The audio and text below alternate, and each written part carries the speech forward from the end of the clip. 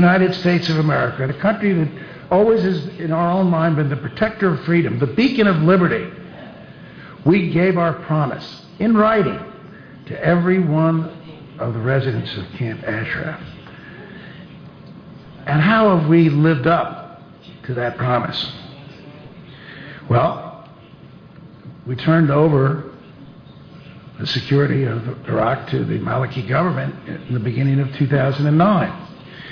And the first thing the Maliki government did is wall off Camp Ashraf. No journalists, no American or UK elected officials, no relatives anymore. And then shortly thereafter, the first massacre occurred. The massacre occurred virtually in the presence of United States military forces who were ordered not to intervene and not to act. What did we do? Well, the State Department issued a strong condemnation. A year later, Secretary Clinton, who I have the utmost respect and admiration for, condemned the death sentences being carried out in Iran against people who had the temerity to visit their relatives at Camp Ashraf. Death sentences, public executions. And then the massacre in 2011 occurred. Again, U.S. military were ordered to withdraw from the scene. We didn't even provide quick medical care when we had the ability to do so. And what was our answer, what was our response to the massacre of 2011? We issued a strong message of condemnation. Well, messages of condemnation aren't enough. That's not what 4,500 Americans gave their lives up for in Iraq and Afghanistan. That condemnation just won't cut it. And now, the leading State Department official, the ambassador, says we're favoring a plan to relocate the residents in other parts of Iraq. A plan that everyone who knows anything about what's going on in Iraq says is dangerous, is foolhardy, is a prescription for disaster. It simply isn't enough. If the Maliki government won't protect, and we know they won't, we should take back the duty and the obligation to protect the residents of Camp Ashraf. We should insist with the UN. And this is also a test. The governor is right. It's a test for America, what we're all about, but it's a test for the United Nations. It's a test for the world community. It's whether we of good conscience are going to sit by and allow people to perpetrate a crime against all of us. Because this crime is not simply a crime, tragic as it is, against the people of Camp Ashraf. It's a crime against every human being, wherever they live. That something like this, in the year 2011, can be permitted to go forward under the eyes and the watch and the sanction of the very countries that led the cause of freedom over and over and over again. History is our judge. To Ambassador Butler, I have good company right here. And I sleep well at night with my conscience. Do you?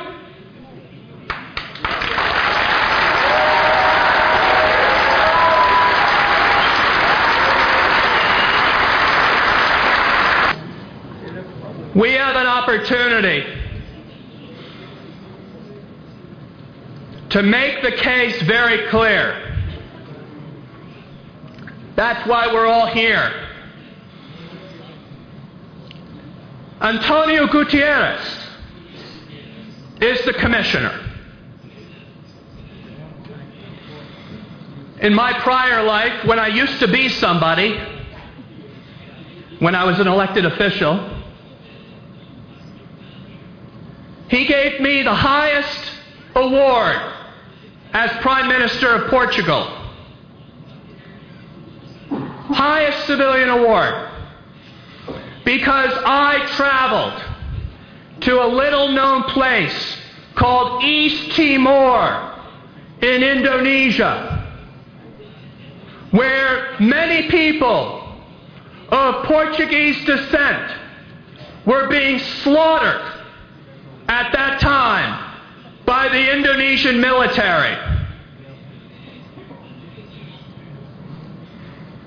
Prime Minister Gutierrez, remember when the UN came to the aid of East Timor? Now we need the UN to come to the aid of the people of Camp Ashraf, just as they came to the aid of the people of East Timor. So there is no question that the mullah's days are numbered. There is no question that the regime of Nouri al-Maliki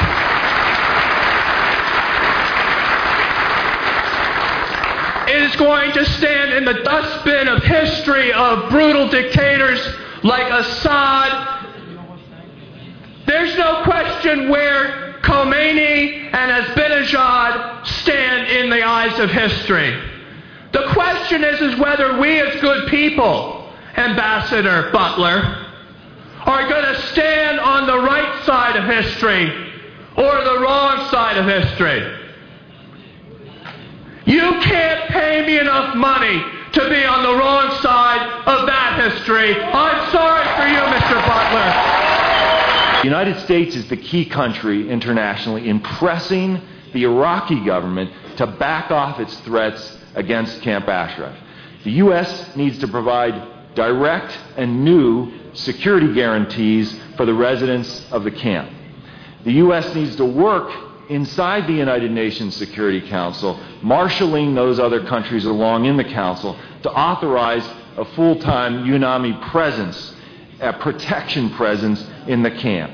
And the U.S. should be urged to take up the case of Camp Ashraf in President Obama's new Atrocities Prevention Board, which was just created last week, chaired by the National Security Advisor Tom Donald. It's a brand new entity, interagency entity within the U.S. government to deal with issues precisely like that which are facing the residents of Camp Ashraf. Let's make a test case of that Atrocities Prevention Board, the case of whether the United States will act to prevent atrocities in Camp Ashraf. Nous faisons face aujourd'hui à un drame assez extraordinaire. D'abord parce que c'est l'attente d'un crime annoncé. Nous sommes dans une situation dans laquelle celui qui menace de commettre génocide est un président d'un État légalement élu. C'est quelque chose qui est non seulement surprenante, mais d'autant plus surprenante parce qu'une fois que ce président a menacé de génocide, la réponse des personnes qui dans le monde peuvent faire en sorte que ce génocide annoncé ne se produise pas, font semblant de regarder ailleurs, font semblant de ne pas avoir écouté ce que nous tous savons. Et comble de l'horreur, il semblerait que cette information soit restée en huis clos et que les personnes dans la rue, comme vous et moi, qui nous informons à travers la radio, la télévision, n'ayons pas accès à une information aussi dramatique. Un de ces journalistes me demandait: vous n'êtes pas gêné d'être aux côtés de personnes qui sont dans la liste des terroristes du gouvernement américain? Et j'ai dit oui, je suis très très gênée. Je suis très gênée qu'ils soient sur cette liste parce que c'est tellement injuste.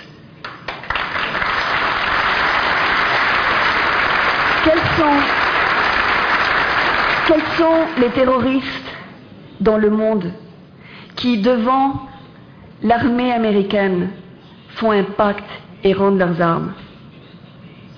Quels sont les terroristes qui ont besoin de protection de l'ONU pour pouvoir se défendre? Quel est ce monde absurde dans lequel nous sommes en train de criminaliser les victimes? Comment pouvons-nous encore penser que les personnes qui sont à Ashraf puissent être des terroristes ou assimilés à des terroristes ou inclus dans une liste de terroristes n'importe où dans le monde? Comment pouvons-nous encore avoir à expliquer cela? Comment peut un journaliste nous demander sur le statut de terroriste d'une organisation qui est victime et qui est menacée de génocide? Où est l'information? Pourquoi est-ce que nous sommes dans un monde où la meilleure arme contre la justice est le doute?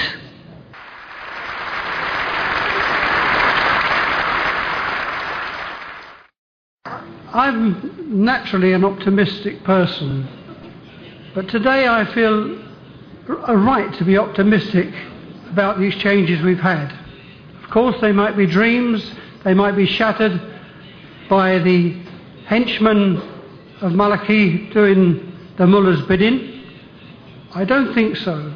I think on this occasion there is a genuine desire to find a resolution of the problem of those wonderful 3,400 people who must be uppermost in our minds all the time. But of course it will call for national governments and the international community to make it work. And we, as Caden has just said, we've been to our embassy people here and we've told them the responsibility of the United Kingdom government. And I hope every international visitor here today will go back with the message that things don't just happen, you've got to make them happen. And we've got to make sure that Ashraf becomes a thing in history.